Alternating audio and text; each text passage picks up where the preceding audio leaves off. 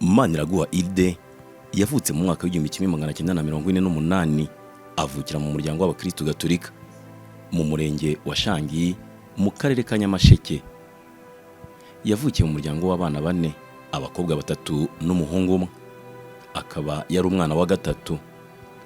Ni mwene Shyirambere Saturne na Nyirabukara Saverine.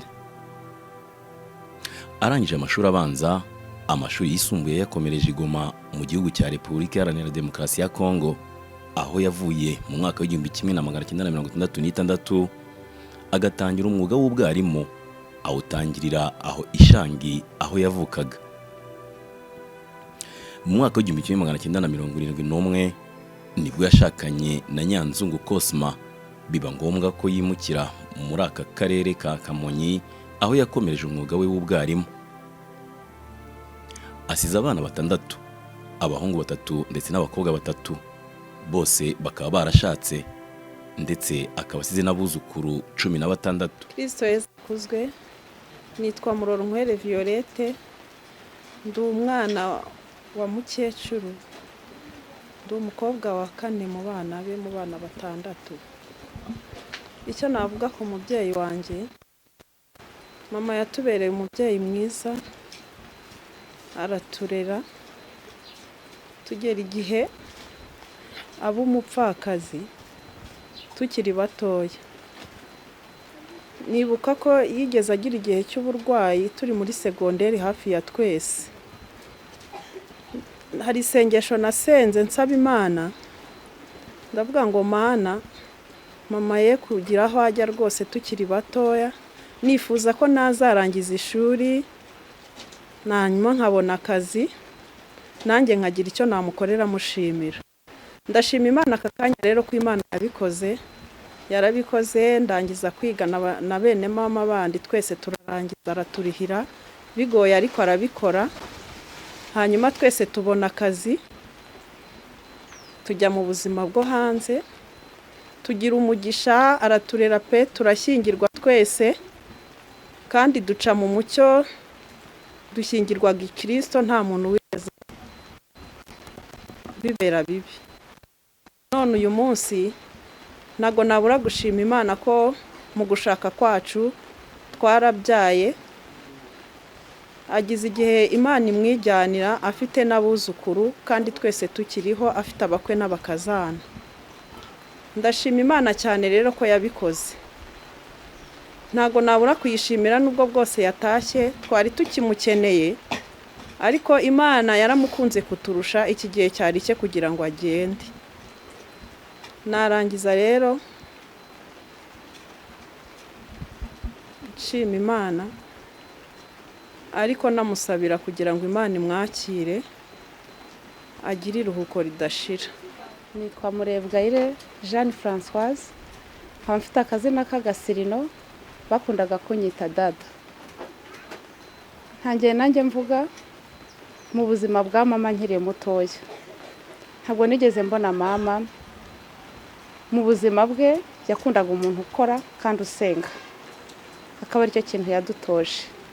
Mu bwana bwanjye yajyaga dutoza ko niba tuvuye ku ishuri tugomba kujya kwiga, tukagera mu rugo buri wese akaba afite umurimo agomba kubanza gukora, tukarangiza tujya koga, tugahita tujya muri etide. Mama yakundaga umwuga wo kwiga nk'uko nawe yawukoraga. Adutoza mu buzima yuko umuntu ibikorwa byose agiye gukora biherekezwa n'isengesho. Naragiye ndakura, tujya kwiga segondaire, ariko aturera. Muri sosiyete twabayemo twabonye ko mama yaduhaga ibintu byinshi bizadufasha muri sosiyete: urukundo, gukora no gukunda Imana. Tumaze kuba bakuru, twageze igihe cyo kurangiza segondaire, tujya mu buzima. Mu buzima bwa mama ntago nigeze mbona ari umunebwe, kandi yadutozaga yuko no mu nzira z'urugo tugomba kwihanganira ubuzima bwose tugiyemo, kandi ubuzima bwose burashoboka, hakabaho kurangamira Imana no kugira ibyiringiro, kandi umutima wawe ukawukomeza ku byiringiro by'Imana, kuko amateka yawe Imana ibe yasi. Tumaze gukora, tugeze mu ngo zacu, mama yahoraga atubwira ati icyambere ni ukwihangana no kubana neza n'uwo mubana, kandi hakabaho kugira icyo uvuga ubanje gutekereza, n'uwanakubwira nabi ukabanza gutekereza. Yatubwiraga ko buri gihe silence ariyo ya mbere, ugategereza ukabanza kujija n'umutima nama wawe ukabona gusubiza umuntu. Kandi ikintu cya mbere yatubwiraga ukwihangana no kurangamira Imana. Tumaze gukura twese, mama yakunze kugenda agira uburwayi ariko akatubwira ati Imana irabizi. Biza kugeraho turubyara, mama akakunda abana, agakunda iki mu mwuga yakoraga, yaranzwe no gukunda abana kandi agakunda n'umuryango n'abantu bose. Tumaze kugera mu ngo zacu, mama yangaga ikintu cyatubabaza. Yabona niba ari n'ikikubabaje akakubwira ati ntukababare. Nta mpamvu yo kubabara kandi hari Yezu na Bikira Mariya nawe wababariye ku musaraba akamenya ko biheka. Yageze mu burwayi bwe atubwira ko icyambere ari ukurangamira Yezu n'umwana wayo. Mu buzima yagiye agira no mu burwayi bwe twaramurwaje ariko yirindaga kukwereka umubabaro. Akakubwira ko atababaye niyo yanawugira agakunda kwihangana. Ntago yigeze akunda kwerekana ubu mubabaro we. Niyo cyo kintu mwibukiraho. Kubabara ukihangana kandi ukumva ko Yesu ari kumwe nawe. Niwo murage namukuyeho, guceceka, kurangamira Imana kandi no gukunda gukora, ukumva ko yakuremye ari igufitiye umugambi. Mama buriya wirirwa mu bana yakoraga umwuga wo kwigisha. Buriya iyo wirirwana n'abana ni isuruho ruseka. N'umwana yakubabaza ukumva yuko ugomba kumusekera. Burara birabyishimo byo kwirwana n'abana ara nabo muhuye ari n'abaturanye nabo yahoraga abatoza umuco w'urukundo. Yiriraga kugira uwarakasa. Yabanye neza n'abantu abereka urukundo, abereka wa muco yagiye atwereka gukunda kandi no gukunda Imana. Kandi ikikurakaje ikikurakaje ukabanza kugitekerezaho no kubabarira. Gukunda, kubabarira, gukunda Imana no gukunda ibikorwa. Kuko ari byo bizaduherekeza. Mama yapfuye rwose akunda Bikira Mariya nubwo yegukaga umuntu wese uje kumusura n'utabashaga kuvuga yakoreshaga ishapure, yavuga nuje ukuvuga yaba ari kuvuga ishapure agahita avuga ati ni kanaka. Yakundaga Bikira Mariya kuko ikintu cyose yakubwiraga ati tubanze dusenge, wavuga ishapure agahita amenya n'ijwi ry'umuntu. Niwo murajya dusigiye. Kunda Imana usenge ibindi urabonamo igisubizo. Kristo yazakuzwe. Nge nitwa Ernestina Nsengiyumva. Mukecuru rero ibyo namuvugaho ni byinshi. Yatangiye kundera mfite imyaka 8. Nge nago umwana yabyaye mu nda, ahubwo yatangiye kundera mfite imyaka 8. Namuvugaho byinshi bwacya bukira. Ariko muri makeya yambereye umubyeyi pe, yampaye urukundo ntacyo yanyimye yaragifite. Ndibuka niga muri tronkome yanshishikarizaga kuba ari we nshuti ya mbere nagira. Kandi koko na n'ubu arinze yitahira ari we nshuti ya mbere ngira. Hari amabanga menshi yanjye azi undi muntu wari wese atazi. Twabanye neza ariko sinzibagirwa ukuntu iyo yabaga ababazwa n'umubiri arwaye yagiraga inama yo kwihangana. Yarihanganaga akanyereka ko nta kibazo gihari, nyamara njye narabibonaga ko arimo kubabara. Ntago nzibagirwa ukuntu navaga ku ishuri twazaga tugasubira muri stories z'igihembwe cyose, ibintu byose byambayeho ntahari, nawe akambwira ibintu byose byabaye ntahari. Twayaga turyama nka saa 8 turimo kuganira wagira ngo n'umwana tungana, nyamara yari mukuru. Ikindi mwibukiraho nuko isaha ya saa 9 iyo twabaga turyamye yarankomangaga kugira ngo dusenge tuvuge ishapure. Nubwo naga mfite ibitotsi ariko yambwiraga ko byose nabishobora mbifashijwemo n'Imana. Nageze aho ngo binambera umurage twaba tutanararanye narasubiye ku ishuri. Isaha ya saa 9 njyamo nkajya mbyuka nkasenga. Wenda sinabikoraga nk'uko iyo twaga turi kumwe kuvuga ishapure, ariko nari mfite ukuntu mbyuka nkasenga kuri iyo saa 9 ari umurage namukuyeho. Kugeza na n'ubu rero biragoye kubisobanura kumva ko yagiye ntazongera kumubona ntabwo binyoroheye, ariko ndabizi neza ko byose biba mu gushaka kw'Imana. Navuga byinshi, gusa icyo mushimira, ibyo yansezeranyije byose yarabikoze pe. Gusa njye ndababaye kuko hari amasezerano twari dufitanye agiye ntarasohora. Gusa nk'uko yabinsabaga nzamubera umwana mwiza kandi ibyo yansabaga byose nzabikora. Ndasoza rero mwifuriza kuruhukira mu mahoro kandi Imana imwakire mu bayo. Nitwa Elvania Nabera, nkaba narakoraga kwa muganga. Uyu muvandimwe yarigishaga, mwese murabizi, twabanye neza. Naje n'aha ngaha musanga akiri mutoya, ndetse akajya aza aje yabyara abana bose yabyaye, bamwe bagiye ndetse bamvukira mu biganza. Dukomeza kubana gutyo, twari batoya ari nk'urungano tungana, gusa wenda niba arandutaga ariko ntabwo yandutaga cyane. Twabanye neza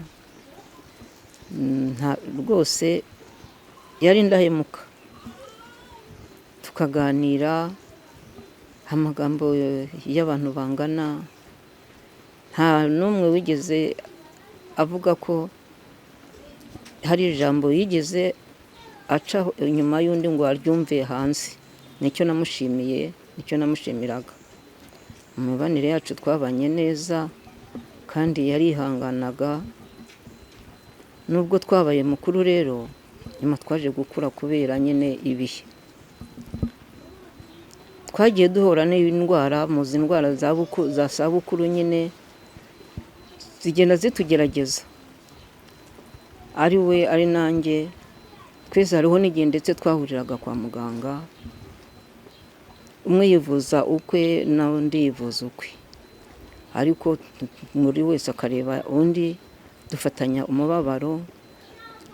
Nubwo muri iki gihe cye cyo kugenda ntabonye igihe nanjye ubwo indwara zaranyikubanye nanjye, ikintu cyambabaje ni uko yavuyemo umwuka ntari namugeraho, ariko naramusabiye nkizera yuko Nyagasani yamwakiriye mu bwami bwayo. Yarwaye yihangana kandi nubwo yababajwe ariko yari afite kwihangana. Nicyo mushimira, kandi aho agiye natwe niho tugiye kuzajya. Nuko muri makeya rero nkamwifurije iruhuko ridashira, kandi musabira kuri Nyagasani kugira ngo izamwakire mu bayo. Nitwa Nsanzimana Gervais, akaba ari ngiye mwana mutoya mu bana ba mukecuru. Icyo nzahora mwibukiraho ni uko mu buzima bwe akenshi atari yanarwara yaratubwiraga ati tukiri abana, yaratubwiraga ngo mujye mugira isuku. Kandi tukiri mu myaka mito ya pirimeri yarambwiraga kenshi iyo nabyukaga mu gitondo nkamwaka bike, yarambwiraga ngo ujye ugira gahunda, ujye urara ubimbwiye. Icyo ni mwibukiraho, ni icyo yantozaga kenshi mu mvugo ze za buri munsi. Ariko aho arwariye nagendaga kenshi mbura uko mbasha kwihanganira. Rimwe na rimwe mu bantu babana ntibabura utuntu bagenda batumvikanaho, ariko naje kugeraho mbona ko ari uburwayi, turahuza nkamusura nkamuganiriza. Aho amaze kurwarira rero twajyaga tuganira, nashaka kugira nko kumugaburira cyangwa se kumwitaho mu buzima busanzwe nk'umurwayi, akamubwira ngo ujye wihangana.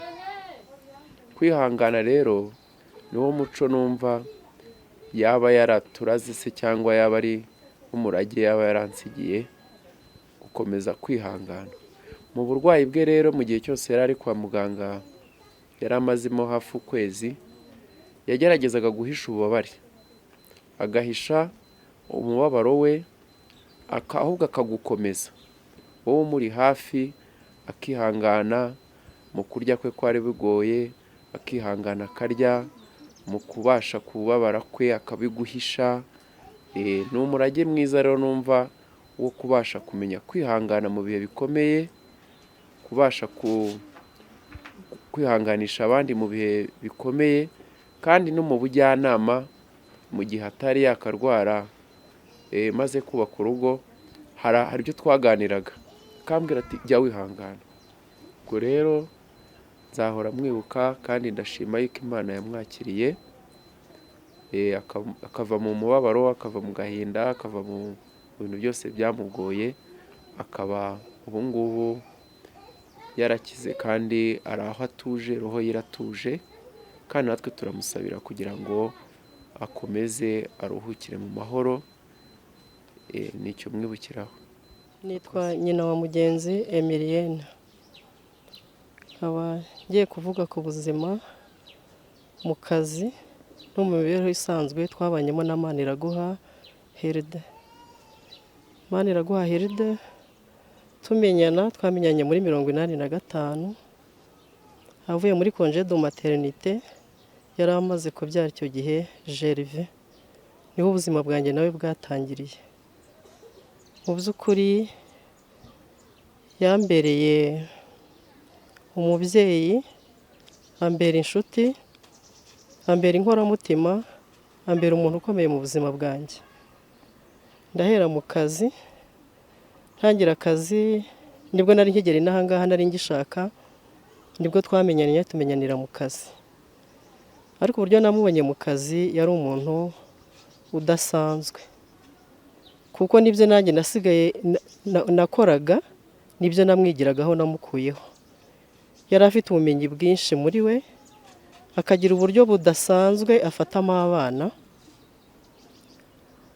agatanga amasomo, akayatanga mu buryo navuga ko ari spécial. Cyane ndamwibukira nko mu isomo ry'imibare, ntabwo yashoboraga gutanga isomo na rimwe adafite icyo aheraho, adafite icyo bita imfashanyigisho. Ntabwo yashobora gutanga isomo mu kirere. Amasomo ye, isomo rye ryose yaritangaga rifite icyo areberaho kugira ngo umwana ashobore gukurura ubumenyi buhagije. Nkongera nkamwibukira mu isomo ry'Igifaransa, yatangaga isomo ry'Igifaransa pe. Nawe waba winjiyemo ugiye kureba, ukaba wumva nawe wajyamo ukaba umunyeshuri kugira ngo wicare ukurikire iryo somo. Mu masomo yose ishuri rye winjiragamo ryabaga ari ishuri ry'intangarugero, winjiragamo ukabona ni ishuri, ukareba ku nkuta ugahita ubona amasomo abana bose bize, mbese nibyo bita imfashanyigisho. Buri somo rifite uruhande rwaryo, isomo rindi rifite uruhande rwaryo, ku buryo winjira ukavuga uti dore imibare abana bageze aha, dore ikinyarwanda abana bageze aha, dore igifaransa abana bageze aha ngaha. Ibyo rero bikaba ibintu namwigiyeho cyane, kuko hari n'ibyangoraga byangora, nkagenda nkamwigera nkabwira nti mbigenze nte. Hakaba n'igihe ambwira ati noneho rero iri somo ubona rigoye, zana abana tubateranye, ngewe ntange isomo hariya ukurikire, hanyuma ubwo nawe uzakomerezeho uritange.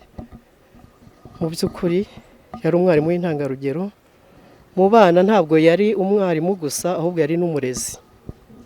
Yarareraga, akisanisha na buri mwana, kumwisanishaho bigatuma ashaka no kumumenya, winjira no mu muryango we, amenye imibereho y'umwana kugira ngo abone uko amufasha. Mu by'ukuri yari umwarimu w'intangarugero. Mu buzima busanzwe rero nabwo arera abana, ariko natwe yaratureraga, kuko hari byinshi yadufashijemo mu buzima bwo mu kazi ndetse no mu buzima ubu turimo twinjiyemo. Nari ngishaka ndi mutoya, ariko hari byinshi namwigiyeho byo kubaka urugo, hari ibyo yanyigishije byinshi cyane nsigaranye, bituma mvuga ko yambereye umubyeyi.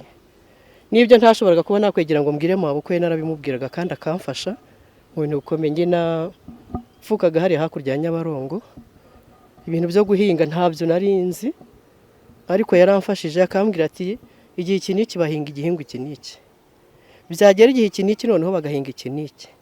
iki n'iki cyagera igihe iki n'iki ukongeraho iki ngiki. Ibyo mbimwigiraho, anyigisha kuba mu buzima bworoheje kandi nkabwitwaramo neza, kandi icyiza cye ni uko iyo yakwigishaga yaguhaga ingero yihereyeho, ukamwigiraho byinshi. Ubwo usubiye inyuma mu kwiga, hari ikintu najyaga mukundira cyane. Iyo yatangaga nk'isomo hakagira nk'amadovu aratanga, ntabwo yatahaga atayicyuye ngo agende azanire abana mu rugo yicare nabo abigisha. Uwo mwanya yarawubahaga cyane, akicara akabigisha. Ubwo ubuzima bwa Maniraguha Hilde, umuntu yavuga byinshi cyane ku buzima bwe, ariko gusa yabaye umubyeyi mwiza. Abana yigishije, abo nashoboye kugenda mpamagara mbabwira, bambwiye ko bafite n'urubuga bakoze. Abo yigishije Gihinga, ni ku kigo cy'Igihinga niho yigishije, bakoze bambwira bati turi kumwe rwose, umubyeyi wacu, Imana imwakire kandi imuhe iruhuko ridashira. Arakoze. Nanjye amazina yanjye nitwa Akumuntu Festina. Uyu mubyeyi akaba yarambereye mama wacu, ariko nubwo yarambereye mama wacu yanambereye mama. Ubwo rero mu buhamya bwe nageraga ntange ni byinshi yatwigishije, ariko nagira mvuge muri make. Ikintu cya mbere nzirikana cyane yatwigishije ni ukugira urukundo. Yaratubwiye ati tujye tugira urukundo mu bintu byose, ahantu hose, igihe cyose. Abavandimwe twese aho turi tujye dukundana, kandi yaratubwiraga ngo niyo yazaba yarapfuye cyangwa yaba ari n'ahandi, tujye tumenya kubana twese, ari abo tuzi n'abo tutazi, tumenye kubagira inshuti.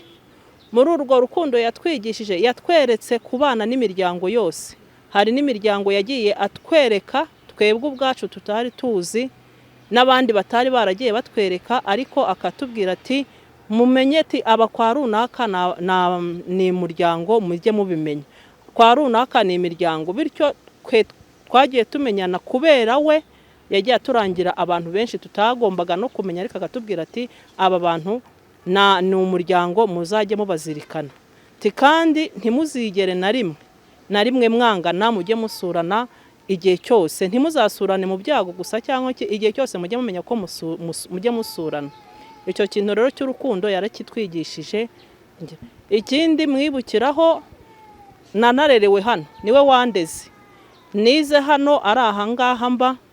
Mu kintu rero muri ibyo kwiga kwanjye, ikintu yatumye mwibukiraho kandi ari nacyo nagendeyeho, yakundaga akazi. Mu mirimo yose yaratubwiraga ati imirimo yose umuntu aba agomba kuyikora.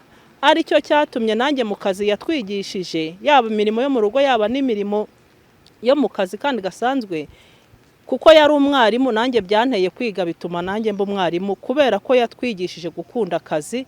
Ndebye ukuntu yazindukaga afite n'ubuhate wo kujya mu kazi, nanjye bituma mpitamo kuba mwarimu. Nabaye mwarimu kubera uwo mubyeyi wanjye. Ikindi yatwigishaga gusenga. Akatwigisha gusenga, akatubwira ati bana mujye mumenya ko mugomba gusenga igihe cyose. Atubwira ati nk'umubyeyi Bikira Mariya mujye mumuzirikana. Natwe umubyeyi Bikira Mariya turamuzirikana igihe cyose, kuko yabitwigishije kandi akabitubwira. Ikindi kintu mwibukiraho, tuzajya duhora tumwibukiraho, muri iyo miryango yaduhuje nabo, abenshi twabashije kujya duhura kubera we. Nk'abuzukuru akatubwira ati abazukuru bo kwa runaka, twe tutari tubaza, akatubwira ati bari kwa runaka. Nimba habaye ubukwe, akaba ari ufata iya mbere ati ejo muzaze mwese mumperekeze tujye mu bukwe bwa runaka. Tugataha ubwo bukwe atari uko abo tubazi cyane, ahubwo agira ngo tugende abatwereke. Ari rwo rwa rukundo yatumye tugomba kujya tugenderaho. Ibyo yagiye adufasha byo ni byinshi. Icyo twarangiza tumwifuriza n'ubwo agiye, tumwifurije iruhuko ridashira, Imana izamutuze. Njye nitwa Antoine Ntwari, nkaba ndi umwana w'umubyeyi wacu, ndi umwana wa gatatu mu bana batandatu yabyaye. Umubyeyi wanjye rero nababwira byinshi kuri we, hari byinshi cyane nzi byamfashije kandi byafasha n'abandi, ariko mu magambo make y'ibyo nakwibuka cyane, kuva ndi umwana mutoya nkitangira guca akenge hari byinshi namubonyeho. Yari afite ingabire y'ubushishozi, akagira impano yo gutuza. Ibyo byose narabibonaga ndi umwana, genda simbiha umwanya munini cyane, ariko nyuma y'igihe uko ngenda nkura nagiye mbona byaragiye bimfasha. Byaramfashije rero binteza imbere ku buryo nanjye izo ngabire ze narazisabiye, kandi byaramfashije mu kubana n'abandi. Iyo kenshi nabaga ndi kumwe nawe hari ikintu cyanshimishaga cyane. Hari igihe abantu twahuraga bambwiraga bati uyu mubyeyi murasa, ati mama wawe murasa. Nkumva ndishimye, nanjye nabibona nkabona turasa, ariko nkanaharanira kugira ngo nse nawe mu ndangagaciro nk'izo yari afite. Ntabwo rero yari umubyeyi gusa, navuga ko ari n'inshuti yanjye, kuko iyo twaganiraga naranyurwaga. Ntabwo yavugaga byinshi cyane, ariko iyo twaganiraga namusomagamo byinshi. Ni iby'agaciro rero kuba naramugize, namusaruyeho byinshi. Biragoye, najyaga mwumva bavuga ngo nta mfubyi y'umusaza ibaho, nanjye ndakuze nibyo, ariko kuba mubuze numvaga mfite protection, ubwo ndayihombye. Gusa nk'umuntu wasengaga kandi wabintoje, nzi neza ko uburyo yitwaraga ntabwo ubuzima bwe burangiriye aha ngaha. Turagumya rero tumusabire nawe adusabire nk'umuntu wasengaga, kandi amasengesho ya twese nzi neza ko azamufasha. Nikiro nabisabira dukomeze isengesho, kandi ntabwo nasoza ntashimiye buri wese watubaye hafi mu isengesho. Hari abatubaye hafi mu kudusura, hari abatubaye hafi mu kuduhumuriza, hari abaturi hafi ndetse no muri iyi minsi turimo. Twizera ko bitarangiriye aha, murabona ko dusigaje iminsi mikeya kugira ngo tumuherekeze. Twizeye tudashidikanya ko n'ubundi tuzaba tukiri kumwe, tukamuherekeza neza mu cyubahiro akwiye, kandi twizeye ko Nyagasani azamubabarira ibyaha bye byose, ijuru yaharaniye akazaribona. Murakoze cyane. Yewe nitwa Mukamurigo Gatarina, nkaba uyu nyakwigendera. Nubwo twicaye gutya twiteraniye hano, turi mu gahinda kuko twabuze uwacu.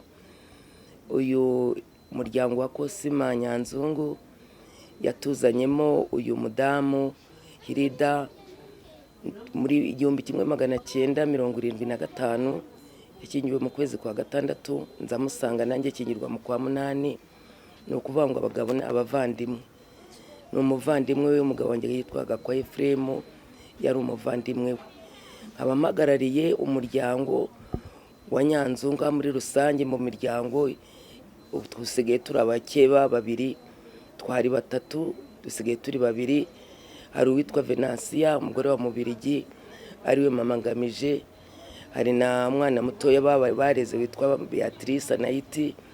Nanjye rero ubwo niyo mpamvu tugiye kuganira, mpagarariye umuryango. N'undi witwa mama Saidati, umugore wa Sumayire. Abo ni abavandimwe ba Kosima Nyanzungu. Ubwo rero ninjye usigaye mpagaze mu muryango. Niyo mpamvu twifuje kuvuga ubuzima bw'uyu mwene data.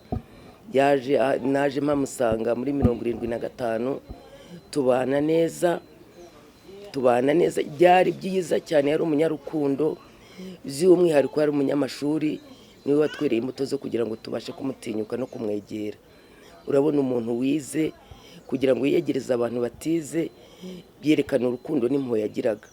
Yatubaniye neza, yabyaye abana 6 mujyana kwa muganga, nanjye mbyara abana 8 yanjyana kwa muganga. Abana bose bankuriyeho, abanjye bamukurira ku bibero. Twavurwaga n'uriya muganga Revania Nabera, niwe yadushyiraga tukagenda tukabyara, tugataha muri maternity. Cyambere muziho yabanaga n'imiryango yose. Nkatwe bavandimwe bakeba be babavandimwe b'abagabo babo.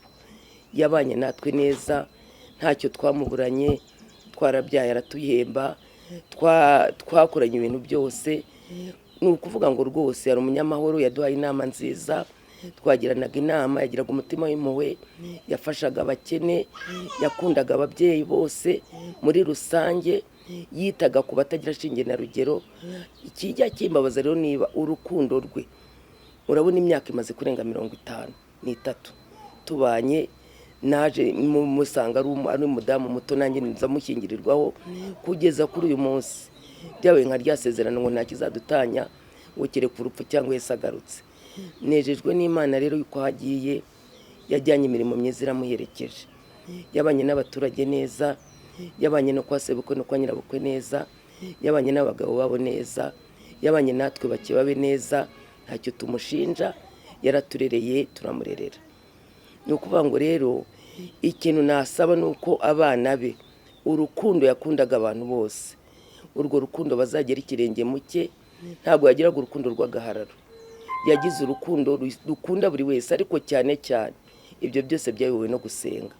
Yakundaga Imana, niyo mpamvu wumvishe mu isengesho mvuga ngo hahirwa abapfa bapfiriye mu mwami, umwuka ngo ye ngo baruhuke imihati n'imiruho, kuko imirimo bakoze igiye baherekeje. Yakoreye Imana cyane mu buryo bwo gufasha abakene, mu buryo kwita ku batagira shinge na rugero, mu buryo bwose bushoboka bw'abaturanyi. Nkeka ko rero rwose nta muntu umucira urubanza ku bana yigishije, ku babyeyi babanye nabo ku mashuri, nta kintu na kimwe Imana imuhira uko ridashira. Impanuro dusigiye nuko yagiraga umutima ukunda abantu, akagira kwihangana, akihanganira buri kintu cyose. Mu muryango tuvuyemo twari tukimukeneye, nta muntu n'umwe bafitanye ikizinga agiye tukimukunda. Icyo twasabira kugira ngo Imana imuhire uko ridashira, kandi aba bana nabo bazakundana, abana bose icyo tubaraga ni umurage w'urukundo. Nk'uko tumaranye imyaka 50 nta cyahindutse, twaratangiranye turi abana 18 twubaka ingo, imyaka ni miremire. Turasaba kugira ngo icyo urukundo twazirikanye, umurunga w'urukundo mu muryango yaje akabibamo, aba bana bacu nabo bazawubibe ku bakazana bacu bagiye gusigara. Nicyo nabifurizaga. Imana imuhire uko ridashira kandi murakoze. Nitwa Rukundo Emmanuel, nkaba ndi umwana mukuru, umubyeyi wanjye Maniraguha Hilda. Twavutse mu muryango turi abana 6. Icyo nshaka kuvuga ku mubyeyi wanjye, ndashaka kumuvuga mu buryo yatureze, mu mikurire yacu, mu myigishirize ye, mu buryo twabanye nawe kuva mu butoya kugeza uyu munsi.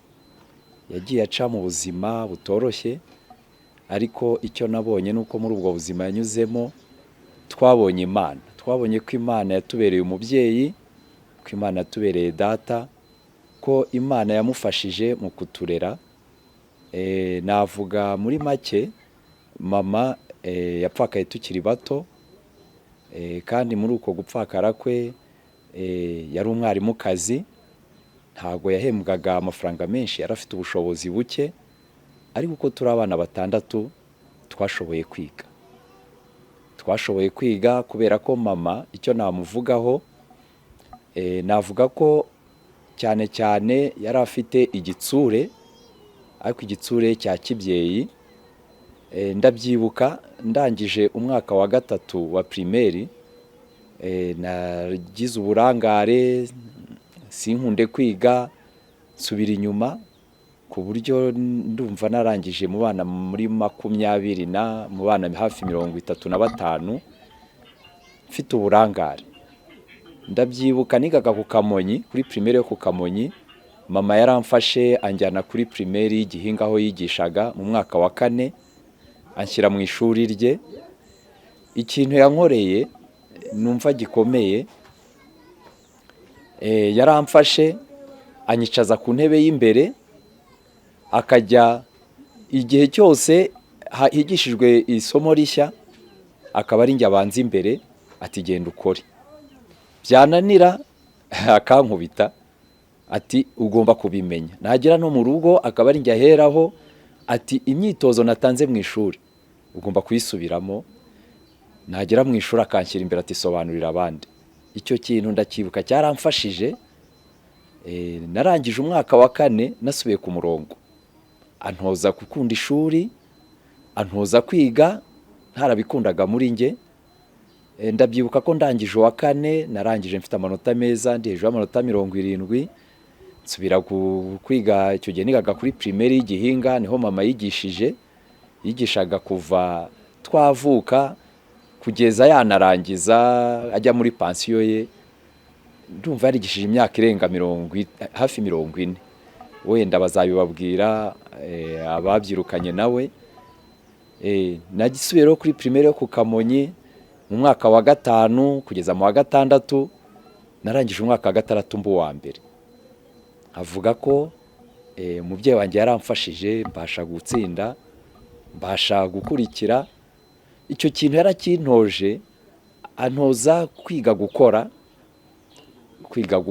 ati kugira ngo ugire icyo ugeraho ni ugukora cyane. Icyo kintu rero ni umuco yampaye kandi n'ubu ngubu kimperekeza mu buzima. Ikindi navuga ku mirerere yacu ni uko umubyeyi wacu mu dufaranga duke yahembwaga yarazi kutujera. Urumva mbabwiye ko twize turi abana 6, ako uko twari 6 twese yabashije kutwishyurira amashuri, nta numwe wabashije kutashobora kwiga. Turiga turarangiza. Ibyo byose nkabibonamo urukundo yari afite rwo kwitanga kugira ngo dutere imbere, umuryango utere imbere. Ikintu yadutozaga nanone mu rugo ati bana, ati mwarabona ko twabayeho mu buzima bugoye buvunnye, ati muzige gukundana hagati yanyu, muzafashanye uko mushoboye, ntihazagire umwana wikubira. Icyo kintu rero cyaramperekeje mu buzima. Nagize amahirwe, nari mukuru, ndangije kwiga primaire, ntabwo nabashije gutsinda ikizame cya leta. Nagiye kuba i Kigali kwa marume, ngezeyo naho mpagirira umugisha. Mpura na marume nawe ufite urukundo, bandera gikristo, bantoza gukunda Imana. Nabyo byaramfashije kugeza uyu munsi mu buzima bwanjye. Ikindi ni uko icyo badutoje cyo gufashanya, nafashije umubyeyi wanjye kurera barumuna banjye, birampira. Ndangije kwiga segonderi nahise mbona akazi, basha kumufasha kurera barumuna banjye, bitubera umugisha ukomeye. Ariko muri icyo gihe icyo nabonye ku mubyeyi wanjye, nta na rimwe habe na rimwe yigeze ambwira ati mwana wanjye mfasha iki, nabuze iki. Ahubwo yarambwiraga ati ugomba kugira icyo wigezaho, nashaka no kugira icyo mufasha akabyanga. Ukabona yari afite urukundo, yari afite urugwiro, yari afite impuhwe zo kugira ngo abana dutere imbere. Navuga nanone nyuma tumaze kwiga twashoboye gushaka. Mu rushako rero akajya tubwira ati bana banjye mujye mwiga kwihangana, ati kuko kwihangana bituma umuntu agera kuri byinshi. Ati nanjye nabayeho mu buzima, icyatumye mbagezaho mugeze nuko nabashije kwihangana. Icyo kintu rero cyambereye intwari ikomeye, n'ubu ngenderaho. Ubu maze imyaka 20 nubatse urugo. Muri iyo myaka nasanze ikintu gikomeye ni ukwihangana mu buzima kugira ngo ubashe kugira icyo ugeraho.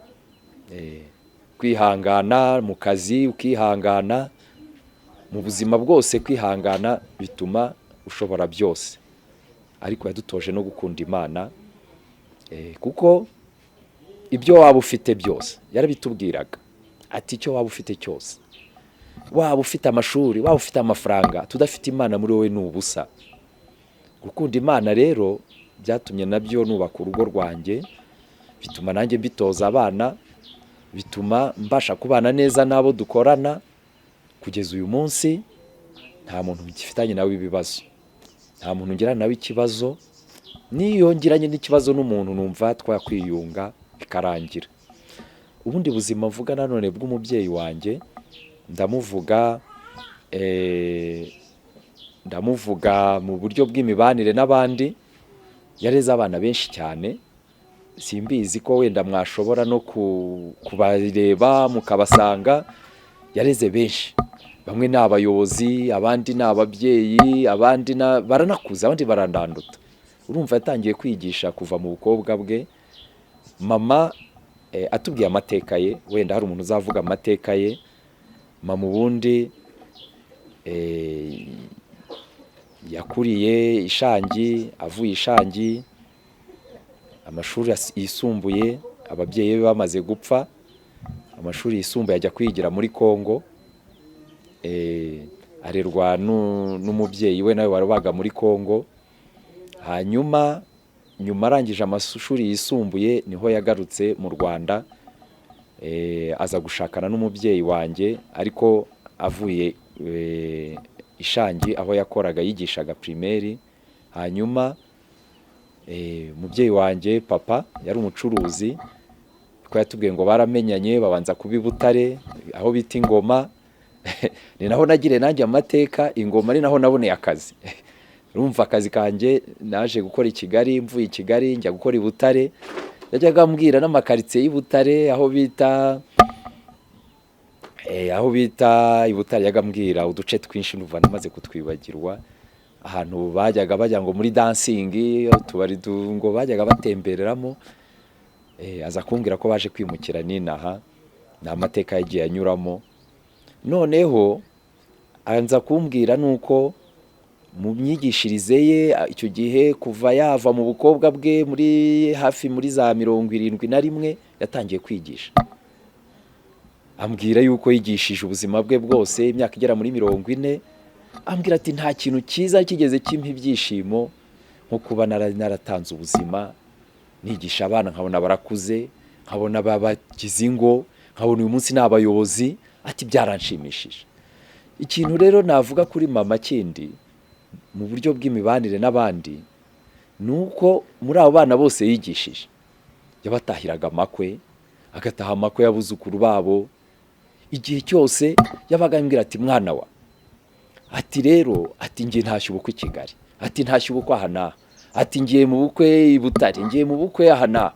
Nkambwira ariko se ko mbona ufite intege nke umaze gukura, waretse tukajya tukugira aho dushoboye. Ati hoya, ati ngomba kujyayo. Ikindi rero navuga kuri we nuko nanjye yajyaga ambwira ati mugomba gukundana, mugomba gukora uko mushoboye, mukabana n'imiryango, mugasura imiryango. Rimwe na rimwe akambwira ati mwana wanjye mperekeza, amaze kugira intege nke, ati mperekeza tujyane mu bukwe aha n'aha. Rimwe bikananira ubundi nkamuherekeza. Yatumye menya abantu benshi, atuma nanjye numva nakwigiramo iryo shyaka ryo gukora ibikorwa yakoraga, byo kuba nakora ibintu biri sociale, kujya mu bandi, ku muntu wagize ibyago nkaba namutabara. Ariko ntago nagera aho yageze kuko we yararenze. Ndabyibuka no mu burwayi bwe, wenda reka mbuvugeho. Nyuma yaje gufatwa n'uburwayi mu myaka ndumva ashize hafi imyaka 2 bwa kanseri. Ubwo burwayi rero bumaze kumufata, yatagira kugira intege nke. Amaze kugira izo ntege nke ntihajyaga ntuma hamwe na hamwe mu bikorwa yajyaga ajyamo. Atungira hasi nshoboye unsurira uyu. Bimwe na bimwe bikananira, ariko nkakora uko nshoboye kugira ngo mushimishe. Mvuze rero ku burwayi bwe, ni naho twagiranye, navuga Nyagasani yampaye kugirana ubusabane n'umubyeyi wanjye, kuko mu burwayi bwe amaze gufatwa n'ubwo burwayi yajyaga aza kwivuza abiwanjye mu rugo. Yatangiye gukora urugendo ajya i Kanombe akivuza, akamara ibyumweru 2, akaza iwanjye akagaruka iwe. Niho twagiranye ubusabane cyane, yangira kubona uburyo yihangana, ari umuntu wababaraga ariko ntabyerekane, akerekana yuko atababaye. Akajya ambwira ati mwana wanjye mumbabarire, emotion bibaho. Ikintu nshimira Imana nuko muri ubwo babare yahuye nabwo, yabashe guhura n'Imana. Imana yaramwiyeretse, yabashe guhura n'Imana kuko ni igihe yajyaga ambwira ati mwana wanjye ngwino dukorane ishapure. Ati umunsi igisingishoboye kuba nagira icyo, ntago ngishoboye gifite imbaraga. Aho aryamye mu cyumba tukayikorana, yantoje gukora ishapure. Ntago nayikundaga, ariko yatumye nkunda umubyeyi Bikira Mariya, atuma nkora ishapure. atuma nkunda gusenga, narabikundaga ariko atuma nkunda umubyeyi Bikira Mariya, kuko yarambwiraga ati mwana wanjye, ati ndi hano, ati ariko mfite abarejiyo, yabaga abanaga mu barejiyo, afite kominote abamo y'abarejiyo, mu kuza kwivuza iwanjye akamara ibyumweru 2, nyuma akabitinje mu barejiyo, akaza muri kominote ye agasengana nabo, nyuma akagaruka. Ikindi ndashimira umugore wanjye, kuko muri ubwo burwayi yamubaye hafi.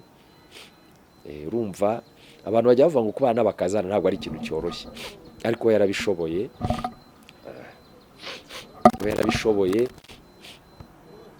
barabana, akajya baganira, akajya amufasha ibyo ashoboye, yamufashe nk'umubyeyi we. Kandi mbona mama yari umuntu uzi byose, kwihangana, agashobora kwihanganira uburwayi, ntamwereke ko ababara, ariko twe twabonaga ko ababara, kanseri irababaza. Hanyuma yashoboye kubana n'abuzukuru be neza, wenda amafoto muzayabona baseka, bishimye, bari hamwe, bagiranaga urugwiro, rimwe na rimwe akabafasha no mu masomo yabo, akabakoresha amadevuwari. Twagize ibihe byiza. Nabonye Imana yarampaye igihe cyo kwiyunga n'umubyeyi wanjye, kuko numva hari inshingano ntabashije gukora, igihe numvaga ko ari umupfakazi, wenda ngiye narabonye akazi ari njye mukuru, ariko nakoze ibyo nshoboye mu burwayi bwe. Muri uwo mwaka wose twaramuvuje, dukora uko dushoboye. Hanyuma nyuma yaho aza kuremba, ajya kuri Faisal, hamara ukwezi kose. Imana yangiriye ubuntu bwo gufata konje, ndamurwaza, mba hafi ye igihe cyose nkaba ndi kumwe nawe. Yakundaga ishapure, tugasengana no mu rugo n'abana, tugasengana ku cyumweru. Twagiranye ibyishimo. Nkeka ko ibihe bye bya nyuma cyabaye igihe cyo guhura na Nyagasani. Imana yamuhaye igihe cyo guhura nawe mu bubabare, yamuhaye igihe cyo kwitagatifuza, imuha igihe cya penetensiya n'abapadiri. Twagiye tumushakira abapadiri benshi uburyo bushoboka, agira no gusigwa kw'abarwayi, igihe cyo gusengana nawe, agira igihe cyo guceceka ari kumwe na Nyagasani wenyine. Ndabishimira Nyagasani rero wamuduhaye nk'umubyeyi, ndashimira Nyagasani wamuhaye imbaraga zo kuturera, ashimira Imana yamuduhaye kandi ko ariyo yamwisubije. Icyo namwifuriza, Nyagasani wamuduhaye kandi wamwisubije ko yamukunze kuturuta, azamuhe kuruhukira iteka mu maboko ye, kandi Imana izamwiyereka iteka ryose, kandi abane nayo mu mahoro.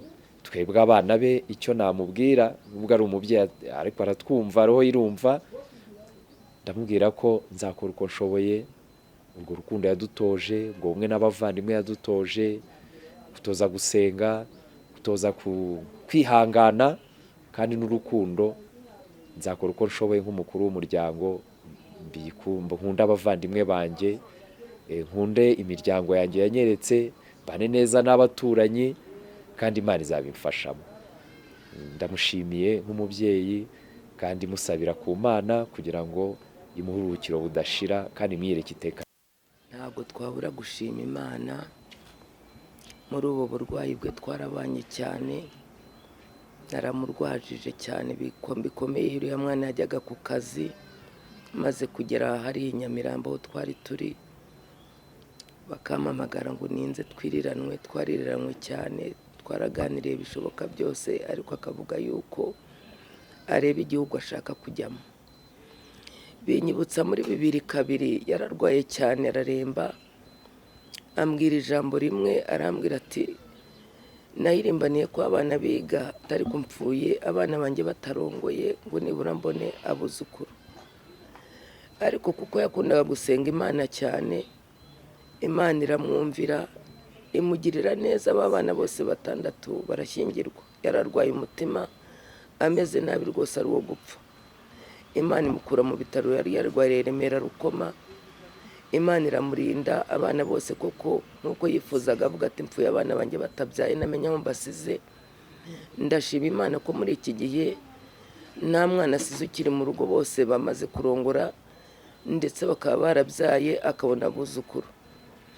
Ubwo mperuka kumurwaza mu cyumweru gishize nagezeyo kuko yaramenyaga cyane niyo yabaga yacecetse, atega amaboko ndamwegura ndamwicaza, byabaye igitangaza. Yari amaze iminsi myinshi cyane atabasha kuba yakwicara, ndamumanura mushyira ku ntebe, arambwira ati ngewe icyo ushaka ndashaka gutaha. Ubwo rero mba yuko iyo yashakaga gutaha ururembo Yerusalemu yera, rero ati ndashaka gutaha, nta kindi kintu kindi nyishaka, ndashaka gutaha. Nizera nashidikanya rero ko aho yavugaga gutaha igihe cyose iyo nageragayo yarambwiraga ati ngewe nta rundi rugendo numva afite, urugendo mfite n'urwo gutaha. Twaranganirizaga ikiri ku mutima we. Ndashima Imana rero ko muri uru rugendo arurangije agisenga. Iyo padiri yazaga ngo amusameho amasakaramentu yahitaga yanarembye agahita yumva akeguka. Ni ukuvuga rero igihugu yajyagamo yari yamaze kukireba no kukizera. Abana asize bose barabyaye nk'uko yabyifuzaga, yari afite umubabaro n'agahinda yuko azapfa atabonye abana be bubatse. Abana barubatse, yabonye n'abuzukuru abahungu n'abakobwa. Nizeye yuko ntashidikanya yuko igihugu yarebaga yacyambutse amahoro. Imana imuhe iruhuko ridashira. Nanjye nitwa Iradukunda Kevin, nkaba ndi umwuzukuru wa mukecuru, nkaba ndi uhagarariye abuzukuru, mvuga nk'uhagarariye abuzukuru. Icyo navuga kuri uyu mukecuru ni uko yari umubyeyi udukunda, yakundaga kumbwira ko ndi umugabo we. Yari umuntu udutoza gukundana no gukunda abandi. Yari umuntu ukunda kumbwira amateka cyane cyane ya mbere akiri muri Congo, akambwira gukunda imiryango, kubasura, kandi akambwira kumenya n'abababaye, abakene, kumenya abantu bose aho bari. Muvuze muri make navuga ko yari umuntu wantoje byinshi, namwigiyeho byinshi, namwigiyeho kwihangana binyuze mu burwayi bwe, kubaho ndi umuntu ugira urukundo, wihangana, kandi umenya abandi, nkamenya abababaye, nkamenya n'ikibazo bafite, kandi nkakunda n'umuryango. Ibyo ngibyo. Twa Genevieve ufite inema, ndubatse, abana 3, nkaba ndi umukazana, navuga ngo w'imfura w'umubyeyi wacu. Mumenye hashize imyaka 20, kuko niyo myaka 20 ishize twubatse urugo n'umuhungu we w'imfura. Numva ko ari imyaka myinshi twagiranye. Rero nagize igihe cyo kumumenya kandi ngira n'amahirwe, nko mvuze ko hashize imyaka 20 muzi, ariko imyaka 10 nabaye kure ye kuko nabaga i Butare ariho dukorera.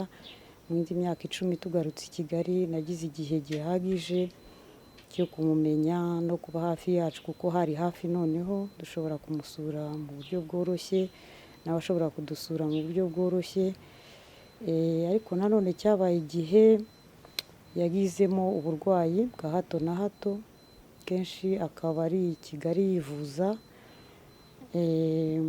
Muri uyu mwaka rero wa nyuma, nk'uyu mwaka wa 2025-2026, niwo wabaye umwaka umukomereye, kuko ariwo twamenye ko yagize uburwayi bwa kanseri y'igifu. Nibwo rero yakomeje kwivuza kenshi, kandi turi kumwe kenshi mu rugo, akagira yewe n'igihe cyo kuhamara igihe kirekire turi kumwe. Nkabona rero mu burwayi bwe ukuntu agira kwihangana, kandi n'ubundi no mu buzima bw'uko namumenye, ni umuntu ucishije make, uvuga make, agakunda abuzukuru, agakunda abakazana, ukabona ko bimushimishije rwose, kandi akishimira kukubwira amateka ye, akakuganiriza. Iyo igihe cyo kuganira ku by'amateka y'ubuzima bwe cyazaga, byabaga ari ikiganiro twicaraga tukamara umwanya munini rwose, nkumva biranshimishije, nkumva amateka ye akambwira, kandi ukabona nawe muri yo yabonye ko Imana ihari mu buzima bwe yabonaga ko Imana yari mukunda kandi no mu burwayi bwe yabonye ko Imana imukunda yakira uwo musaraba. Ni bakeya bashobora kwakira uburwayi buremereye nk'ubwo mu kubwumva, ariko nabonye ko yabwakiriye aratuza afata imiti kugeza ubwo yarembye akajya muri Faisal. Yari amazemo ukwezi, uyu munsi tuvugana yari kuba yujuje ukwezi. Nkabona rero ko yatubereye n'umurwayi mwiza, ashobora kwihangana ubwo burwayi bukomeye kugeza uyu munsi. Rero ubuzima bwe, amateka yabayemo, yahuye n'Imana kandi muri iyo Mana imwigisha no gukomeza kubaho mu musaraba yagize muri ubu buzima bwe bwose bwa nyuma.